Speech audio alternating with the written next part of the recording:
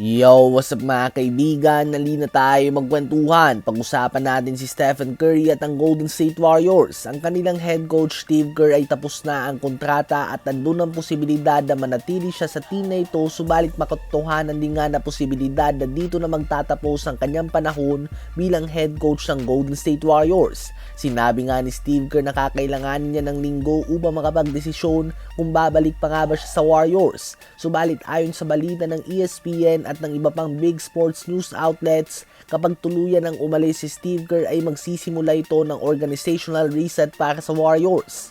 Pahayag nga ni Ramona Shelburne ng ESPN ay nalalagay si Stephen Curry sa sitwasyon tulad ng sa mga huling taon ni Kobe Bryant noon sa Los Angeles Lakers, kung saan natapos ng kontrata ni Phil Jackson at may roster ang Lakers na hirap na makapasok sa playoffs. Subalit may superstar at fan favorite pa rin nga sila kay Kobe noon, tulad lamang kay Stephen Curry ngayon sa Warriors.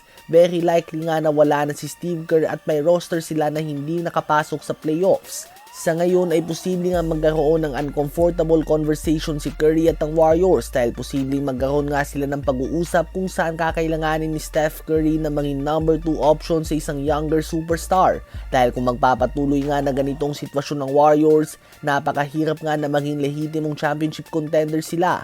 Si Kobe nga noon ay hindi pumayag na maging number 2 option, kaya naman wala nga makuwang star na kakampi ang Lakers noon. Ano ba masasabi nyo tungkol dito?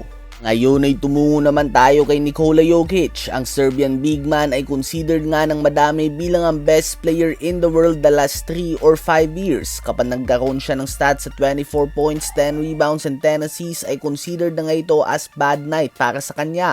Sanay nga tayo na gumagawa siya ng mga stats sa 34 points, 17 rebounds and 16 assists. Typical Nikola Jokic stats nga yan mga kaibigan.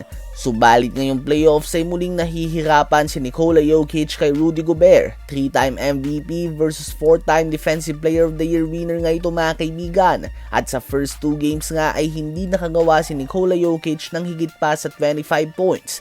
8 of 20 lang din siya sa field noong Game 2 at 3 of 14 naman sa 3-point line sa first 2 games. Ibig sabihin ay may average of 7 3-point attempts nga siya sa first 2 games ng playoffs. 4 attempts lang nga ang 3 points na mga kaibigan na average noong regular season. So napipersa nga siya na tumira sa labas si Rudy Gobert.